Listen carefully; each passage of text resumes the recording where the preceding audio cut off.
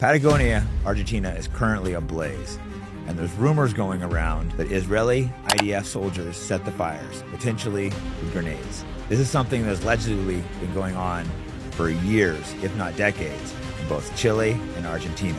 Let's step back and get into the new president, Javier Milei.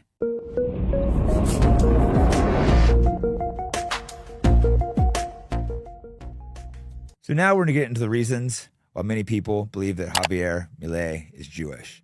When he visited Israel and Benjamin Netanyahu, he went to the wall and he wept like a little girl. He also has a personal rabbi. Now, I don't know any non-Jewish friends that have a personal rabbi.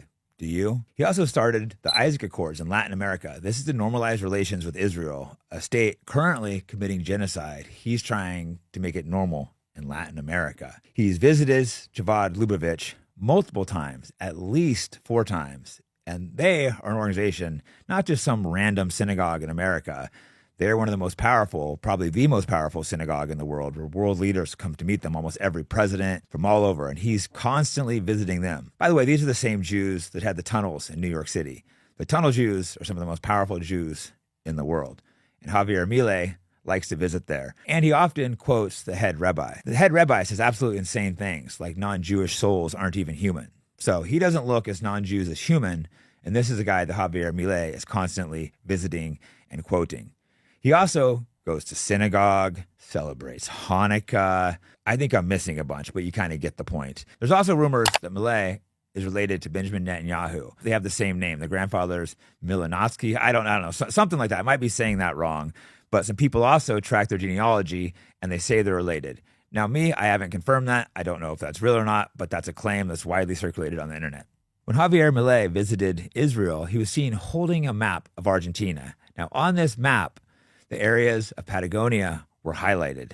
Also suspicious, in December, he changed the law so foreign investors could come in and buy land that had been recently burned. Before, there was a 30 to 60 year window where land could not be bought by foreign investors that had burned. And he changes that, and coincidentally, less than a month later, fires erupt all over the region. Milei also slashed the fire budget by 70 to 85%. There's also rumors and even videos going around of damaged water equipment. It just so happens that many of Javier Milei's early supporters were Alex Jones, Elon Musk, libs of TikTok, Ben Shapiro, the exact same people that are pushing genocide in Gaza, war in Venezuela, all the globalist agenda. Now let's get back to the 2 Israeli IDF soldiers that allegedly set these fires.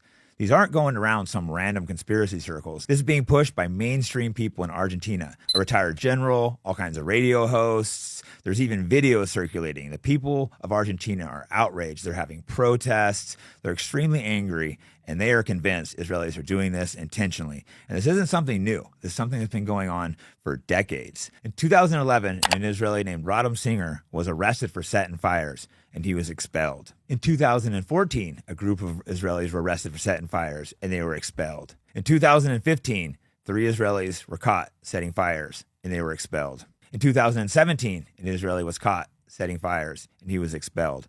As to why they were arrested and expelled instead of held for long periods of times, I can't say for sure, but my guess is the Israeli embassy puts pressure and gets them back. The exact number of Israeli IDF people in Patagonia isn't exactly sure, but rumors of up to 15,000 of them are there. And they've been using an NGO called Backpackers Without Borders, and they have been accused of mapping land, being rude, and all kinds of other problems. In Argentina and Chile, Israeli tourists are considered the worst in the world. There's even many hostels and bars that have signs that say, "No Israelis allowed." This isn't for anti-Semitism. It's because they're known as being rude, disruptive, and causing multiple problems. In 2014, there was a movement to expel all Israelis from visiting the country. Now, despite Israel only being 10 million people, they make up 2/3 of all expulsions in the national parks in Chile. They blame it on anti-Semitism, but I'm sure we know the reality. Now let's get into the anti-Semitic conspiracy theory of the Adenia plan. This alleges a plan that Israeli and Jews have been trying to steal the land in the Patagonia region. It goes all the way back to late 1800s with Theodor Herzl. But recently, in the 1970s and 80s, it was being pushed by the Argentina military and media. They believed it was a mainstream plot to steal their land. In the late 1800s, a rich Jewish banker was sending Jews to colonize the area in Argentina, and Theodor Herzl wrote about potentially stealing that land along with Palestine or instead of Palestine. They ultimately decided to steal Palestine, despite them being atheists, because they could preach to the Christians that God promised them that land. But many anti-Semitic conspiracy theorists believe they were also still trying to take the land in Argentina.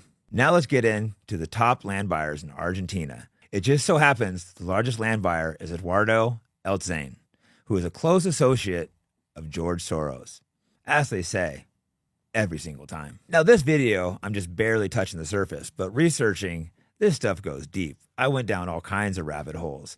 I recommend you look for yourself, the Adenia plan and some of these things, and you can decide if these are anti-Semitic quacks or are they onto something. This being YouTube, of course they're anti-Semitic quacks.